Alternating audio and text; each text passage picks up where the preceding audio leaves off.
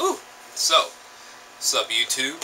So, I just got back from, and a brand new location, by the way. But just got back from, seeing Cloud Atlas. Went to it at about 1, came out about 3:55, so this movie is long as hell. But, I've been waiting to see this movie for a long time, and I've had a lot of doubts with the Wachowski brothers. Like, just after the Matrix trilogy, everything they've made was just pointless. Finally got to see it. It's been on my most anticipated list for quite some time, and what did I think? First off, the cast is pretty huge, and it's a solid cast. I mean, everybody did a terrific job acting. Particularly Tom Hanks, Halle Berry, Hugo Weaving, Jim Sturgis, I believe his name is, and this one British guy from the Harry Potter movies. You know what I'm talking about. One thing, this film, it interlocks 6 different time zones, right, throughout the duration of the film. And there's all these connections that are made throughout the film. Subtle connections, you know, nothing. And I've never seen a film done like this before. It's like epic on a new kind of scale, a new storytelling kind of scale, like a new cinematic language for structure, for sure.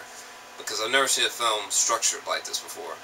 Like, there's multiple characters in different time zones that are often played by the same actors and actresses, and often most actors or actresses are actually portraying different races, or even different genders even. Like, there was a scene where Halle Berry was like a white Polish woman. Just things like that were just like, whoa, you know, that was just like mind-blowing. And the makeup was just stunning.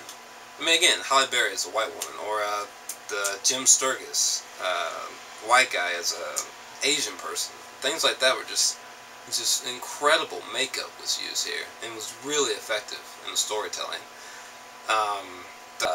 It's a thought-provoking movie. It's definitely the kind of thing that you need your thinking cap on when watching it, because, you know, it's like Inception, actually. If I had to compare it to something in terms of size, scope, complexity, I would compare it to Inception. Because, I mean, it could easily be misunderstood if you're just watching it like this. To be thinking watching the movie, alright, or else you're just gonna completely miss it. And if you do get it, you're going to come away with something pretty profound. And just want to add that unfortunately I wish I could remember all the different time zones, because it goes from like 2012 and then the 1800s and then like 2022 and things like that. And oftentimes it'll be going to different time zones in a matter of minutes in real time. So it's just like, whoa, there's a lot happening here. But it's really awesome. And particular stories that I liked. Actually, one thing I want to add is that it doesn't feel like a pocket of short stories. Now that really kind of threw me off. It actually feels like one continuous story, despite different instances and time. It says so much. And I'm going to give it a 10 out of 10. The only other film that I've given that rating this year was The Dark Knight Rises. Because I just think this film is a masterpiece. It's probably going to get misunderstood heavily, unfortunately. But for those who get it, it's quite something. I mean, some of my favorite stories, like the Far Distant Future with Tom Hanks and Halle Berry, where they're speaking kind of like that Yoda-like language, that was really interesting. I kind of had to adjust my ears when they were talking. Or the stories from Seoul in the far future, the 2 main Asian actresses, they did a phenomenal job.